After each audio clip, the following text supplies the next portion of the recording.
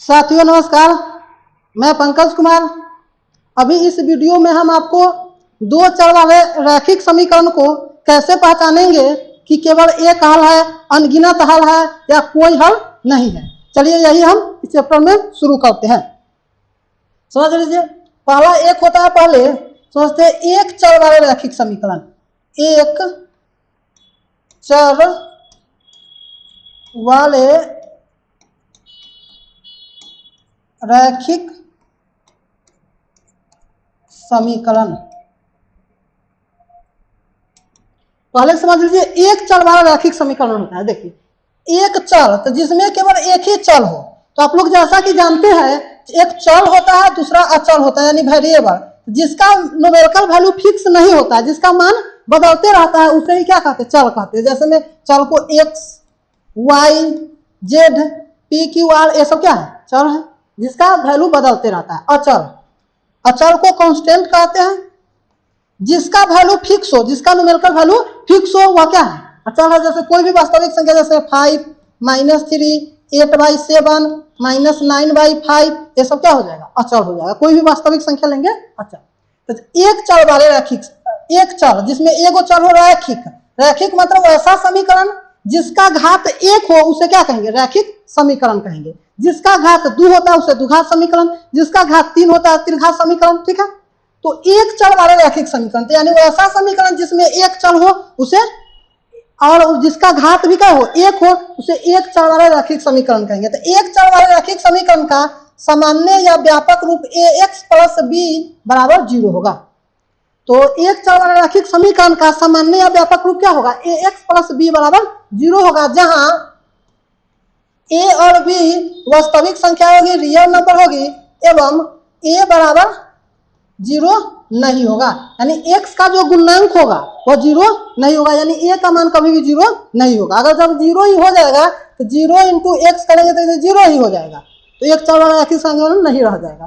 तो एक चर वाला रैखिक समीकरण का सामान्य या व्यापक रूप क्या होगा, ax + b = 0, जहां a b वास्तविक संख्या एवं a = 0 नहीं होगा। अगर इसका हम हल निकालना चाहे तो ax + b = 0 है, तो b उधर जाएगा तो क्या हो जाएगा, -b, तो x बराबर क्या हो जाएगा, -b/a। इसी प्रकार एग्जाम्पल हम ले सकते हैं बहुत सारे संख्या, जैसे 5x + 9 = 0 है। ठीक है, एक चर वाला, क्योंकि इसमें एक ही चर है x है, तो इसका वैल्यू x का निकालेंगे तो 5x = -9, तो x = क्या हो जाएगा, -9/5।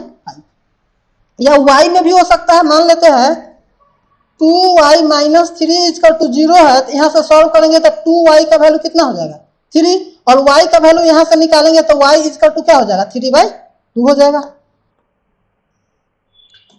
ठीक उसी प्रकार से 3 नंबर में हम सॉल्व करेंगे, 5x + 10 = 0 है, यहाँ से 5x का वैल्यू -10 हो जाएगा, तो x = -10/5 कैंसिल करेंगे तो -2।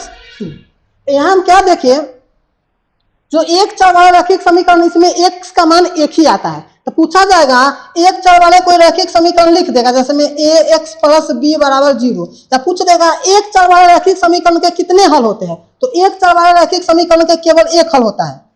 एक चर वाले रैखिक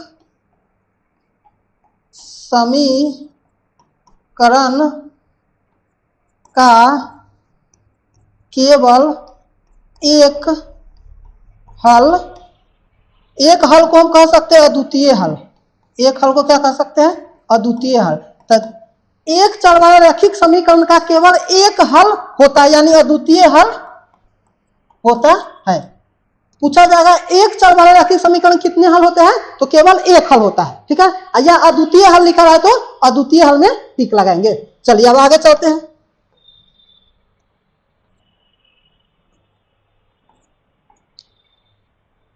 अब दूसरा है दो चर वाले रैखिक समीकरण। दो चर वाले रैखिक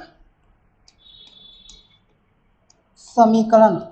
तो दो चर वाले रैखिक समीकरण क्या है, जैसे कि इसके नाम से ही स्पष्ट है, दो चर, इसमें दो चर होगा, अगर उसका घात कितना होगा, एक होगा, तो उसे कहेंगे दो चर वाले रैखिक समीकरण। तो दो चर वाले रैखिक समीकरण का सामान्य या व्यापक रूप होगा ax plus by plus c बराबर 0 होगा। तो दो चर वाले रैखिक समीकरण का सामान्य रूप या व्यापक रूप क्या होगा, ax plus by plus c बराबर 0, जहां a b c वास्तविक संख्या होगी, रियल नंबर, एवं a बराबर 0 नहीं होगा और b बराबर भी 0 नहीं होगा, यानी x का गुणांक और y का गुणांक 0 नहीं होगा, तो हम उसे कहेंगे दो चर वाले रैखिक समीकरण। जैसा कि इसका एग्जांपल हो जाएगा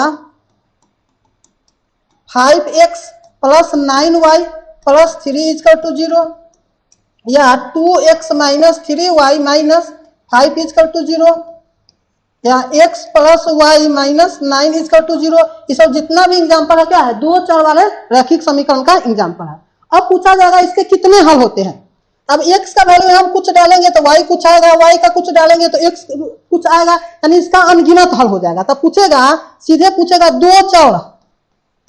दो चर वाले रैखिक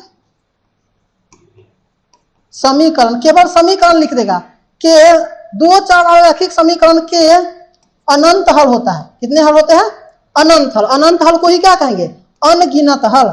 अनंत हल को ही कहेंगे अनगिनत हल।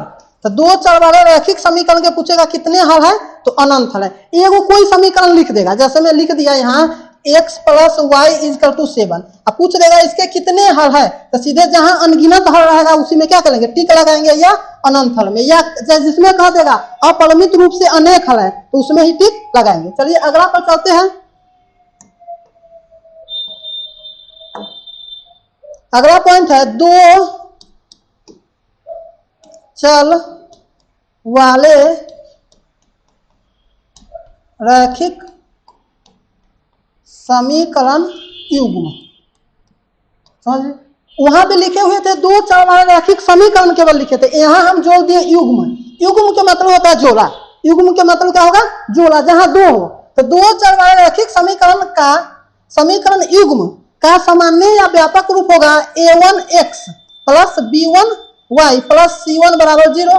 दूसरा होगा a2x plus b2y plus c2 बराबर क्या होगा, 0।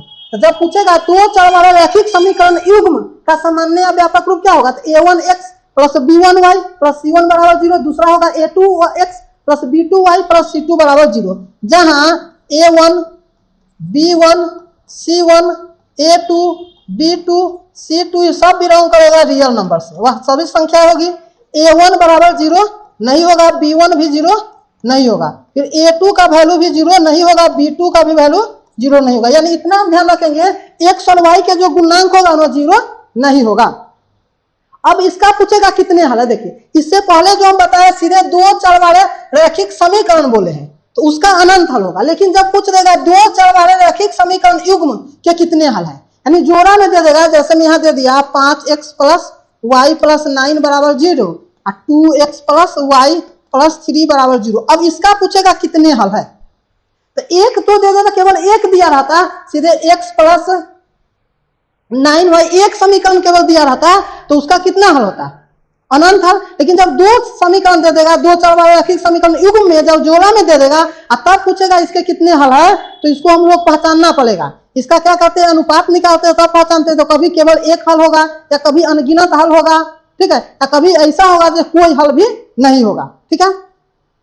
तो ये हम इसको आपको बताएंगे। उसके बाद पूछता है रैखिक समीकरण का ग्राफ कैसा होता है, यानी ग्राफ यानी आलेख खींचेंगे तो कैसा होगा, तो सरल रेखा होगा। आपको याद रखना है रैखिक समीकरण का आलेख कैसा होगा, तो सरल रेखा होगा। वो दो चर वाले रैखिक समीकरण हो या एक चर वाले हो या तीन चर वाले, कोई भी रैखिक समीकरण हो, उसका ग्राफ हमेशा कैसा होगा, सरल रेखा में होगा, ठीक है। तो अगला वीडियो में हम आपको बताएंगे दो चर वाले रैखिक समीकरण के कितने हल होते हैं, केवल एक हल कैसे पहचानेंगे, अनगिनत हल कैसे पहचानेंगे, कोई हल नहीं होगा कैसे पहचानेंगे। धन्यवाद।